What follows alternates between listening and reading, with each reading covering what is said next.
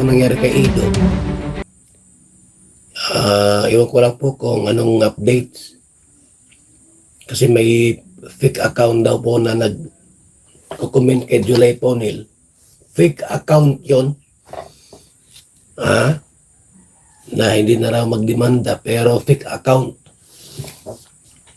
Si Erwin nga po, may natanggap na pong subway na. Itong baklang si Erwin, may natanggap ng subway na. Sa akin wala pa man. Baka sa Lunes yung sa akin. Hintay ko naman. Marami na kaming dinimanday. Pati nga raw si Sangkay, si Bupil, malungkot. Ba't bagagat ang buhay natin na ayoko lang ang tumulong. Mahirap pala yung tumulong ngayon. Makasuhan tayo, mapatulpo tayo. Lahat na lang. Kakalungkot ang buhay sa pobre talaga mga kaibigan. Okay guys, isa na mapagpalang umaga, tanghali, gabi po sa inyong lahat.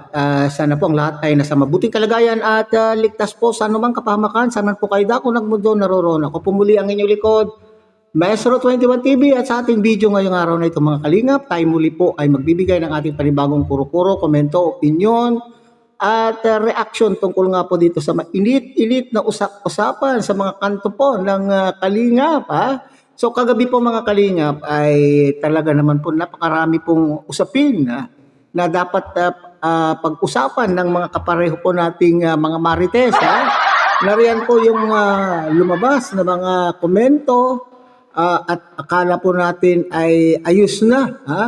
Akala po ng makampante na po yung mga iba na pinagbibintangan o binabantaan. Hindi binibintangan kundi binabantaan po ng mga kaso-kaso o mga demanda mga kalingap sa paglabas po ng naturang komento ay parang na-relax po yung mga ilan po nating mga viewers and supporters ng kabilang panig, hindi po ba mga kalingap? At yung iba namang kabilang panig nagsisiyahan po sila kasi siguro iniisip po nila na ito po ay walang katotohanan at hindi sila naniniwala doon sa komento na yan. At pinag-usapan nga po kagabi mga kalingap na sinasabi po ng kabilang panig na talaga naman pong sila po ay gumawa ng mga ganitong account at ito pala'y peke mga kalingap. Gumawa ng account para iligaw ang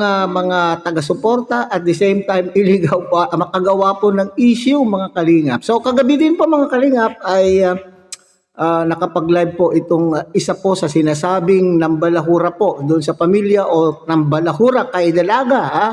Ito nga po ay ito si Erwin TV. Nag-live po na sinasabi po niya ay siya daw po ay nakatanggap na po ng anong pangalan niya? Ng love letter.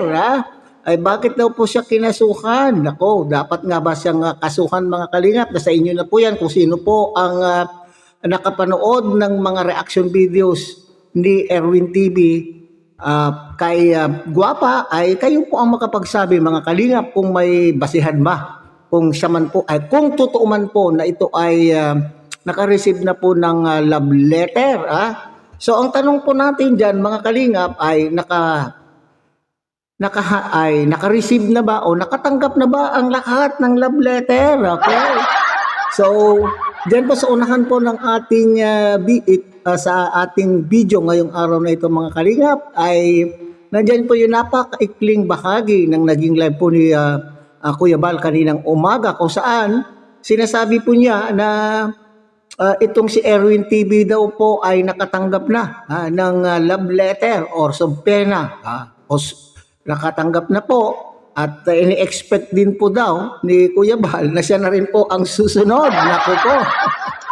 Sino-sino pa kaya mga kalingap yung pwedeng masabi na sila po ay makakatanggap din nandyan nabanggit po ni Kuya Bal na nandyan daw po si Miss Bopil, si Sangkay.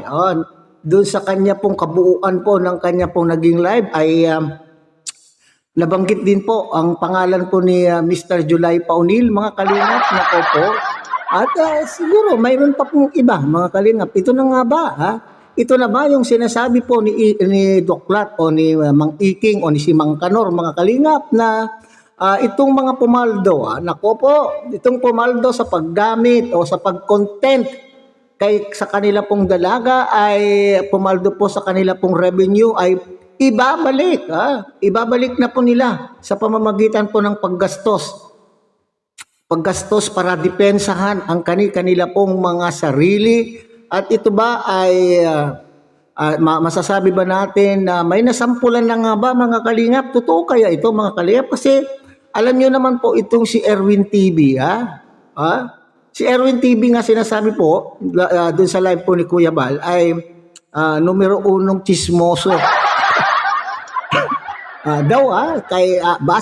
Ayon po kay Kuya Bal, itong si Erwin TV ay mahilig gumawa po ng mga issue din kagaya po ni Doklat, mga kalingap. So hindi natin alam kung totoo, pero sabi din naman po ni Sangkay sa kanya pong reaction video kanina, mga kalingap, ay sinasabi po niya na parang may katotohanan daw po. Parang may katotohanan po yung sinasabi po ni Erwin TV. Okay, so kung totoo man po na sila po ay nag-file ng mga kaso laban po sa mga kalingap reactors na feel po nila na sa pakiramdam po nila, mga kalingap, ay sumobra. Anong tawag dan? Below the belt. Nag-below the belt po ang kanilang pong mga ginamit na pananalita at nilait, binalahura ang pagkatao ng pamilya. Pangunahin na po dyan itong si Guapa. Kung talagang sa inaakala po nila, pakiramdam po nila ay nasobrahan po ang pagbibigay po ng mga reactors ng kanila pong mga opinion at nagresulta pa po sa pambabalakura, ay karapatan po naman po nila, mga kalingap, na sila po ay manghingi po ng hustisya.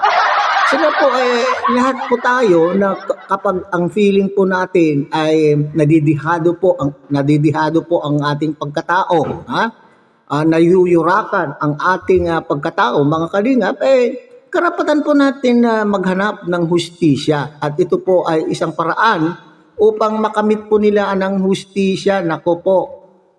Yan. So, nasampulan na po. May sampulan, kung totoo man, ay kung nasampulan na po, kaya itong mga kasamahan po natin, sa aking palagay naman po siguro, itong mga naging content ko, mga kalingap, itong mga naging reaction ko po ay pagbibigay ng mga opinion doon po kay Guapa at sa kanyang pamilya, ay sa aking palagay po naman ay hindi below the belt. Hindi pa naman po ako sikat upang makita po nila na tayo po ay maisali po dyan sa kanila pong ano. Kaya ingat-ingat tayo, mga reactors. Ingat-ingat po tayo sa ating mga sinasabi. Alalahanin po ninyo, may mga puso't damdamin din po ang mga taong pinatutungkulan po natin ng ating opinion at pinatutungkulan po natin ng ating mga salita. So, piliin po natin ang ating mga ginagamit na salita. Okay, so ngayon ang tanong, maghihimas rehas na ba sila? Hindi naman po ganun kadali, mga kalingap. May proseso po na susundin na kinakailangan din, maski sabihin po nating sila po ay nag-file na. Nag-file na po ng kaso laban po sa mga reactors na ito at hindi naman po kaagad-agad na mayroon na pong resulta, hindi naman po kaagad-agad na may verdict na, may hatol na kaagad ang korte. Hindi ibig sabihin na kapag tayo po ay nagpakaso o tayo po ay nagdemanda ay agad-agad po na mayroong resulta. Kasi nga po, base din po sa mga komento, base po sa mga komento ng mga taga-suporta, tagapagtanggol ni Guapa at ang kanyang pamilya ay nagbubunye. Sila po ay nagdidiwang na, mga kalingap. Panahon na ba upang sila po ay magdiwang? Ito na, sa bagay, mga kalingap, ito ay unang step, unang hakbang. At least nagawa po nila po yung isang hakbang. At siguro, kaya po sila nagdidiwang kasi alam po nila sa kanila pong kaloob-looban na once ng isang tao ay nakasuhan na po, ay perwisyo po yan ang dulot sa itao na nakasuhan, hindi po ba? Yung pagpo-focus mo, para maidepensa ang sarili mo ay it takes time, it takes money, it takes effort, mga kalingap. So yun po, kaya siguro sila ay nagdidiwang. So, balikan po natin, yung proseso po, mahabang proseso, bagamat tayo naman po ay hindi law expert. Pero siyempre, may mga idea din po tayo, may point of view din po tayo sa mga bagay na itong mga kalingap. So, pag ganyan po mga kalingap, kapag naka-receive na po yung tao na inireklamo, hindi naman po agad-agad na sila po ay mahahatulan. So, bibigyan din po sila ng pagkakataon na sila po ay depensahan ang kanila pong mga sarili. At ito po yung tinatawag po natin na due process of law. Okay? So titingnan din po mga kalingap, pag-uusapan po doon sa korte, lawyer to lawyer, mag-uusap po yan, kung may probable cause ang kanila pong mga reklamo o palitan po ng depensa, pakitaan po diyan ng mga ebidensya. Yung mga ebidensya ngayon, kung dehado itong mga reactors na ito mga kalingap, sasabihin naman po ng kanila pong lawyer representative, kakausapin po ng lawyer po ng kabila, o kaya ay sasabihin kayo ng inyo pong sariling lawyer. Nako, mayroon po kayong wala kayong laban. Okay, sasabihan po kayo kaagad. Mayroon ba kaming laban po diyan, attorney? Nako, base po doon sa kanilang reklamo, base po doon sa nakita ko rin mga ebidensya na hawak-hawak nila ay mayroong probable cause na kayo po ay makasuhan talaga. Yan. So ngayon, pag-uusapan po nyo sa harap po ng judge kung kayo po ay magpapaareglo po yung tao. Depende po kung magpapaareglo. Kung hindi, di tuloy po ang kaso, tuloy po ang hearing. Doon na po ngayon mauubos ang inyong mga kinita. Ito yung sinasabi po ni Doc Lat, mga kalingap, na dito nyo ibabalik yung inyong kinita sa pag-content po kay dalaga, at the same time po sa kanya pong pamilya. Okay, so balikan po natin, sinasabi natin, mag-ingat-ingat tayo mga kalingap. Okay, hindi basta tayo po ay bumanat ng bumanat. Bumanat tayo, pwede tayong bumanat, pero dun sa issue, huwag na yung tayong manira pa ng personal naman po, below the belt, at saka personal na po yung atake natin sa ating mga binabanatan. Okay? So sabi po ni Kuya Bal, hihintayin din po niya yung kanya kung kailan po dadating. Yan nga po ang masama kay Kuya Bal, kaya masama din siguro po ang loob po ni Kuya Bal, mga kalingap, kasi sinasabi po niya doon sa kanya pong naging live ay siya na nakatulong, siya pa ang siya pa ngayon ang nakadibanda kung pati rin po si Kuya Bal ay kasama. Okay. So hindi natin alam, abang po tayo mga kalingap kung tuloy-tuloy itong mga kasuhan na ito.